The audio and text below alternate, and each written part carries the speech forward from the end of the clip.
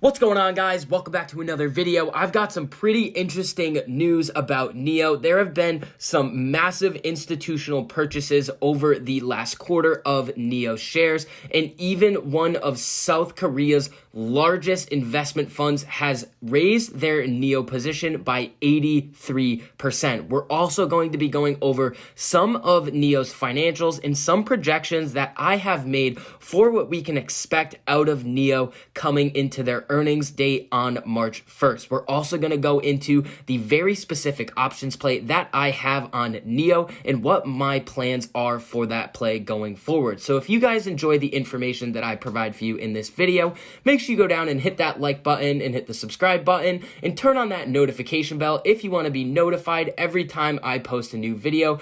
Thank you guys for the 4,000 of you who have turned on that notification bell. That number keeps on growing, and all of you guys that show love on these videos right as I post them, I appreciate you guys a lot. So let's take a look at the chart of NIO, and we can see that the past week for NIO, they were very weak. Now, the reason for this was because the overall stock market in general, the S&P, Dow, NASDAQ, they were all having a weak week, and this kind of dragged down everything with it. And since NIO is a hyper growth stock, we saw NIO get hit a little bit harder than some of the other big names. So now coming over to this article, we can see that a giant fund bought electric vehicle stocks, NIO, Tesla, and Intel. So South Korea's sovereign wealth fund recently made big changes in some of its biggest U.S. traded stock investments. Korea Investment Corp substantially increased investments in electric vehicle firms NIO, Tesla, and bought more Intel, but it halved an investment in GE, General Electric stock. The fund disclosed the trades, among others, in a form it filed with the SEC. Korea Investment, which managed $20.2 billion in assets at the end of 2019, didn't respond to a request for comment on the investment changes. Now, whenever we see one of these news sources reach out for a comment from one of these big institutional investment firms, we usually never see a comment. We get enough information on what these firms are doing from their quarterly 13F filing. So the fund bought 295,687 more American depository receipts of NIO to end 2020 with 642,087 ADRs of the Chinese electric vehicle maker. Now, their total position size may not seem like a lot compared to some of the other institutions, but when a massive investment firm ups their position in a stock by more than 80%, they must know something very important that is either coming in the future or they are just very bullish on NIO's financials and the company as a whole. If we come over to this next website, we can get a list of all of the institutions that own NIO. So this website is called fintel.io. I'm not affiliated with this website in any form. I just like to use it to see what the big institutions are trading. And we can see the top holder of NIO is Baillie Gifford & Co. And they have a share position of almost 108 million shares. Now, this is a massive position in NIO, and the percent value changed over the last quarter looks like it went up 127%. So Baillie Gifford in the past has given NIO some wildly aggressive price targets.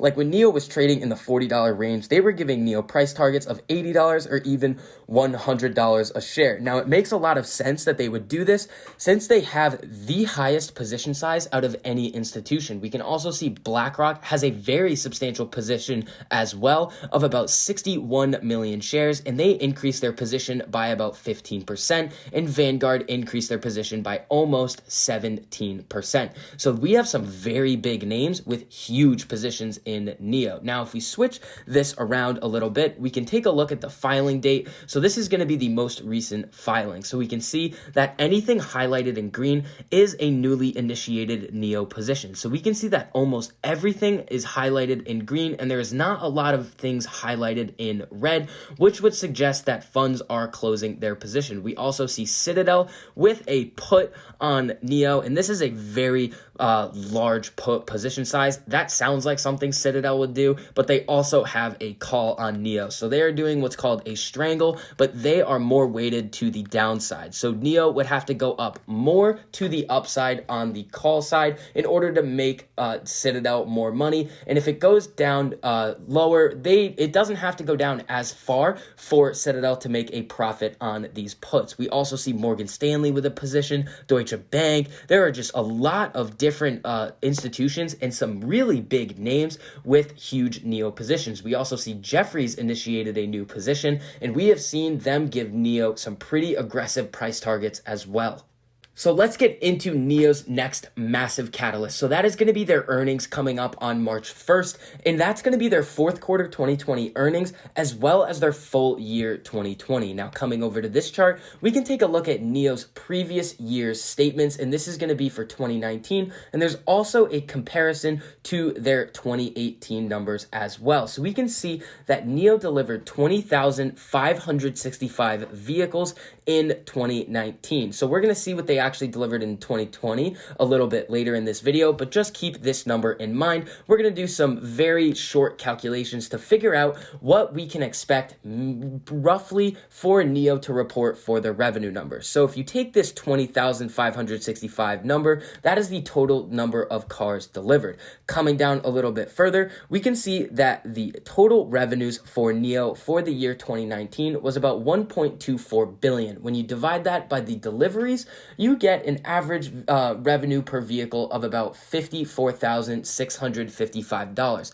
Now, if that stays constant and you multiply that number, the 54,655, by NIO's 2020 numbers, we could expect them to have a revenue of almost $2.4 billion, which would absolutely be amazing for this company. NIO is working towards getting to profitability, and the CEO has even said that it is going to take them a lot shorter amount of time than Tesla to reach profitable earnings numbers.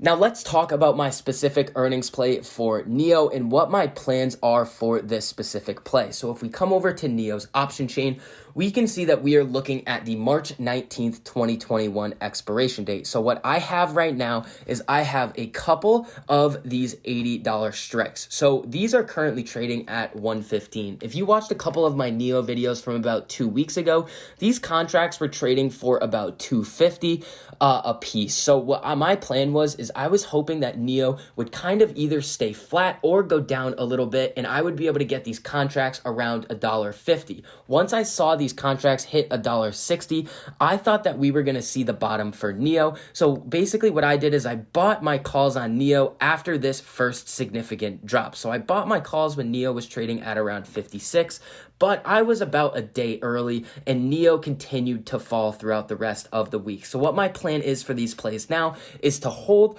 or if NIO continues to fall or stay flat throughout the rest of this week, I am going to average down on this position, which would mean I would buy more calls. Now, with the market environment today and how risky and volatile options are, the name of the game is to make it free. So if my position in NIO goes up 100%, I will be selling half of this initial investment to take my initial investment back and have the profit riding until earnings. Once earnings come, if these contracts go up a substantial amount, I'm going to sell some of my remaining contracts, and I am going to leave maybe one or two to ride through earnings. But 80 is a very aggressive price target for these contracts for NIO. So NIO does not actually have to get to $80 a share in order for these contracts to profit. I am thinking that it is very possible that by earnings, NIO will get to 70. So 70 is kind of my magic number right now.